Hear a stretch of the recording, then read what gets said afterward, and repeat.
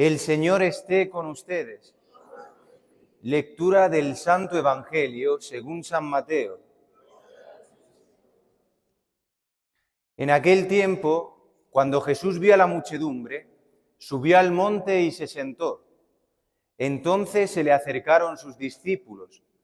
Enseguida comenzó a enseñarles, hablándoles así: Dichosos los pobres de espíritu, porque de ellos es el reino de los cielos. Dichosos los que lloran, porque serán consolados. Dichosos los sufridos, porque heredarán la tierra. Dichosos los que tienen hambre y sed de justicia, porque serán saciados. Dichosos los misericordiosos, porque obtendrán misericordia. Dichosos los limpios de corazón, porque verán a Dios. Dichosos los que trabajan por la paz, porque se les llamará hijos de Dios. Dichosos los perseguidos por causa de la justicia, porque de ellos es el reino de los cielos.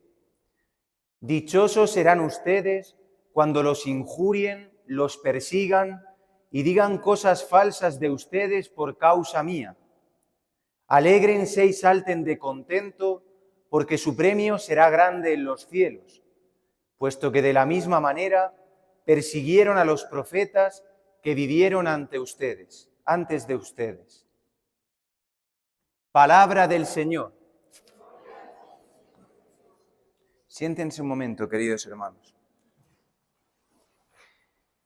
Bien, hermanos, escuchábamos en la primera lectura de este lunes 10 a Pablo, elegido por el Señor, por gracia. Él comenzaba en esta segunda carta a los Corintios diciendo: yo, Pablo, apóstol de Jesucristo por voluntad de Dios. O sea, que todo brota de la iniciativa de Dios. Es una elección que el Señor hace sobre nuestras vidas. No solo sobre Pablo, que es apóstol, sino a ti por tu bautismo también el Señor te ha elegido. Y ahí me gustaba hoy escuchar y me consolaba esta primera lectura, porque habla de la paternidad de Dios. Vivimos en una sociedad que quiere a fuerzas meter el comunismo. Hoy hay una mentalidad social con la que si tú no te casas y tú no entras dentro de esta globalización, de este pensamiento global, estás excluido. Y Dios es todo lo contrario a eso, porque Dios no es comunista. Dios es Padre, que es mucho más que el comunismo. Y como Padre sabe lo que debe dar a cada hijo. Por eso cada uno de nosotros tenemos una historia diferente, tenemos una cruz distinta, pero lo que sí nos une es que todos vamos camino del cielo. Por eso el Señor ha trazado para cada uno un camino que es el que le lleva al cielo. Por eso el de unos es uno, el de otros es otro.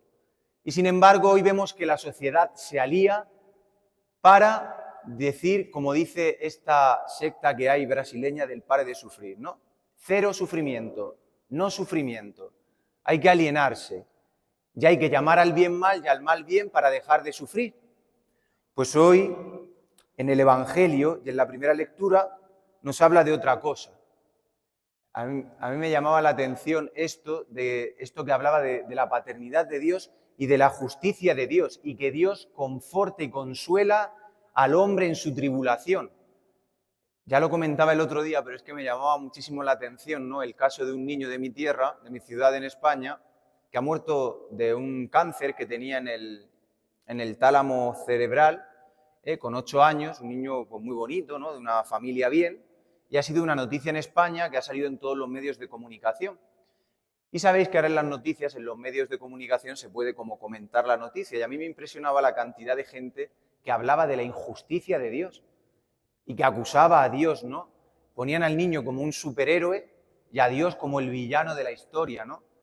Este niño ha sufrido una injusticia, Dios es un monstruo, si existe Dios, pues menudo Dios, para un Dios así yo no quiero conocer a Dios, ¿no? Porque cuando tú tienes el cielo cerrado, cuando no hay una trascendencia en la vida, cuando tu vida es solo vivir aquí, claro, si te toca eso es una tragedia y no se puede responder de ninguna otra manera. Ahora, si existe la justicia de Dios, si existe la vida eterna, si el reino de Dios es de otro mundo, no de este, entonces esto tiene un sentido, ¿no?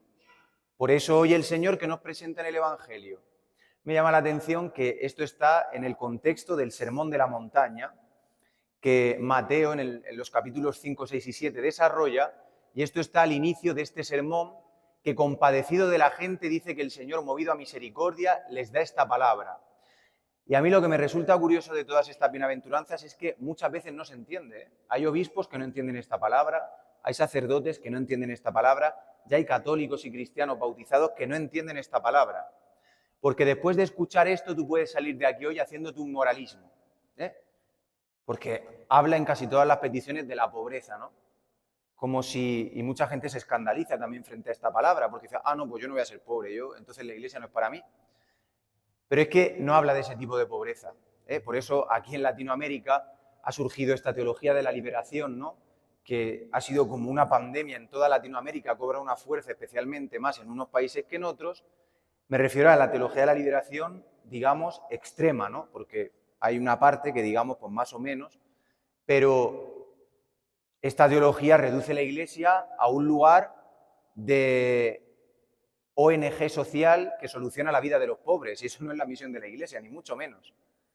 Porque lo dice el Señor, pobre siempre habrá con vosotros, porque es necesario, esos pobres son necesarios en nuestra vida. Pues nos hacen presente que no podemos amar muchas veces, que nos cuesta dar el dinero, nuestras riquezas, que nos cuesta compartir. Hoy habla de una pobreza muchísimo peor que la económica, ¿eh? Porque no hay nada peor que la pobreza del que no puede amar. Eso sí es una pobreza real. El que no puede amar, el que no puede perdonar. Eso sí es la pobreza de la que habla hoy el Evangelio. Por eso el Señor quiere arrancarnos de esta pobreza y hacernos dichosos, porque el Señor nos llama a la bienaventuranza. Este Evangelio, lejos de ser un moralismo, una carga moral o un dictamen moralístico de cómo vivir tu vida cristiana, es una buena noticia, es un anticipo del cielo. El Señor aquí nos está introduciendo en el cielo, es como si dijéramos, aquí el Señor nos está diciendo la conclusión del libro. Sabéis que los libros tienen pues un prólogo, una introducción, el cuerpo del texto y al final acaba con una conclusión. Pues digamos que esto es la conclusión de toda la vida cristiana. Por eso este Evangelio lo que hace es mostrarte una radiografía o una fotografía de lo que es ser un cristiano de estatura adulta. Vivir así, es decir, dejar de vivir para ti para poder dar tu vida.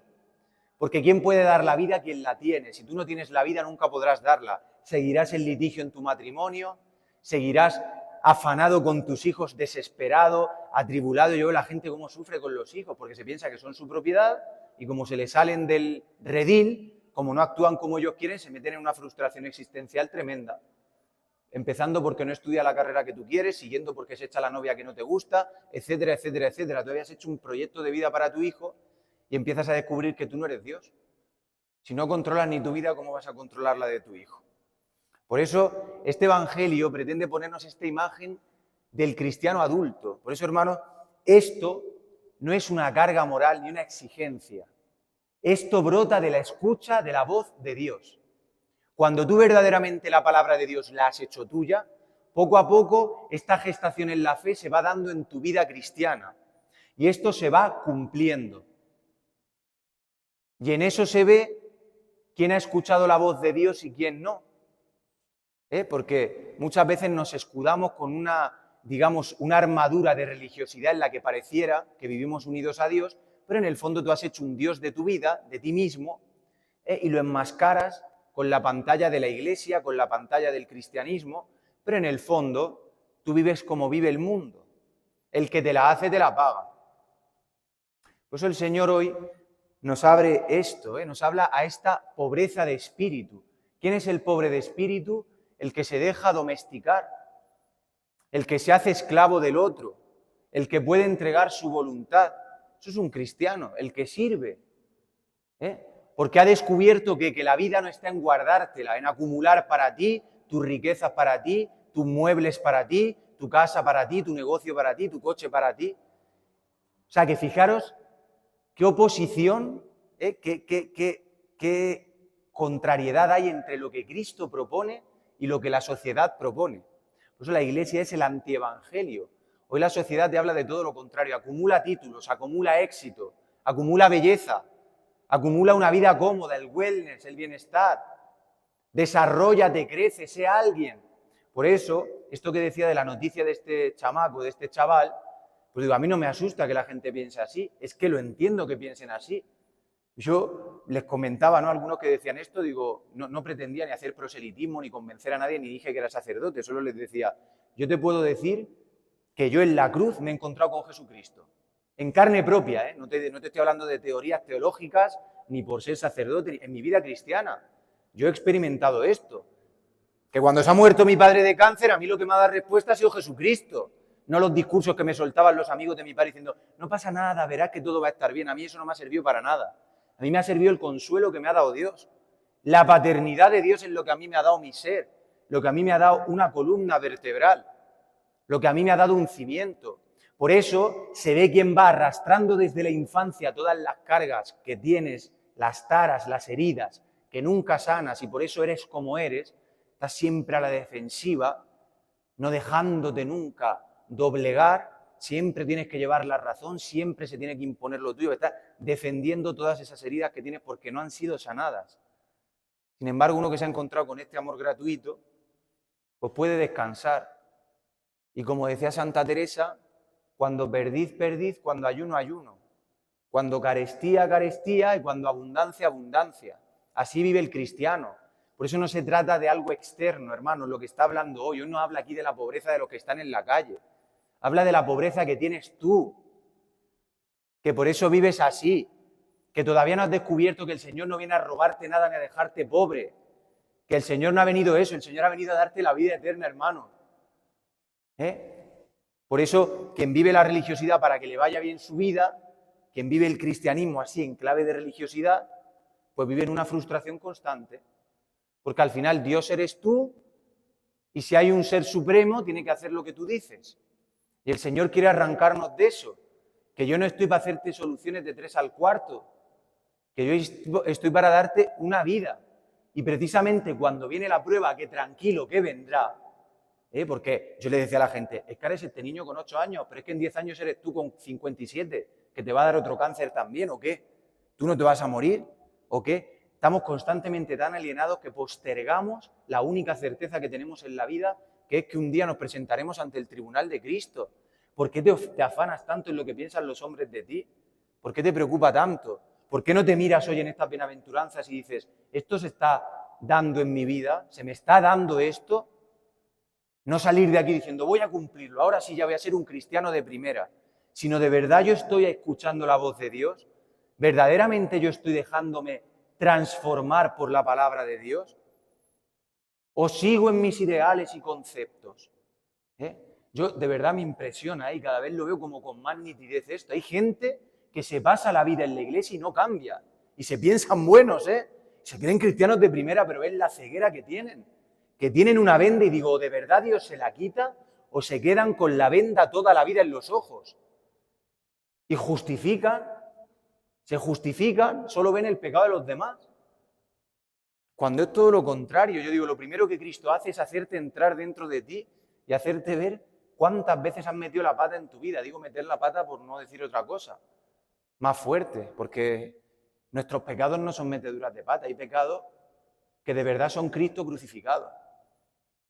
Si viéramos esto, te aseguro que dar tu vida no solo no te fastidiaría, sino que te alegraría. Y no solo darías la vida en lo que te viene, sino que tú buscarías darla. Eso es haber descubierto el secreto de la vida. Cuando no lo tienes, pues eso, te quejas con Dios, tienes un juicio con Dios, un pleito con Dios, Dios no existe y si existe es un monstruo, porque ¿cómo puede ser que los niños se mueran? Es toda una ideologización, hermano, que detrás está este olor del demonio. Porque yo descubro también esto, en estas ideologías tan fuertes que hay, está el demonio detrás. Este encasillamiento en un pensamiento que no se abre a la búsqueda de la verdad. Yo pienso que una persona que de verdad tiene una honestidad intelectual, que de verdad quiere encontrar la verdad en su vida, de una manera o de la otra, yo no digo que va a venir a la iglesia a bautizarse y va a venir a misa todos los domingos, no, pero en su vida se verá de verdad un toque de la presencia de Dios en su vida, porque al final la búsqueda de la verdad te lleva a Dios, te lleva al amor. Por eso pidámosle al Señor hoy esto, que nos regale ver estas bienaventuranzas no como una carga, no como un moralismo, no como una exigencia, poder entenderlas en lo profundo, no a nivel intelectual, sino que el Señor te las certifique dentro, que te quiere llevar a esto, a la vida eterna, al cielo, porque vivir esto es vivir el cielo. Y termino ya. Me encanta cómo terminan las bienaventuranzas porque dice, dichosos vosotros cuando os calumnien, os persigan, os difamen a causa de mi nombre. Aquí creo que hay pocos que nos pasa eso, ¿eh? No digo que a mí me pase, que creo que somos pocos, que no nos pasa ninguno, vamos, de los que estamos aquí empezando por mí. Yo creo que si hablan mal de nosotros es con motivo, son por nuestros pecados. Ojalá hablaran mal de nosotros por la causa del nombre de Cristo, porque dice el Señor que tu nombre estará inscrito en el cielo. Así que el Señor no te dice que por estar en la iglesia o ser su apóstol te va a ir bien. Pregúntale a Pablo cómo le fue. Pregúntaselo. Pregúntale si le fue bien encadenado con los latigazos que le metieron, la persecución, cuando le cortaron la cabeza, porque no puede haber un cielo en la tierra, eso es el comunismo. El cielo es el cielo, la tierra es la tierra. Y este es un tiempo de preparación a lo eterno. Pues pidámosle al Señor que hoy ponga esta sustancia eterna dentro de nosotros, esta naturaleza de hijos que nos certifica hacia dónde va nuestra vida. Que la palabra de Dios sea para nosotros un trampolín que nos avienta al cielo, que nos hace mirar al cielo y aspirar a las cosas de Dios y no a las de la tierra. Que así sea.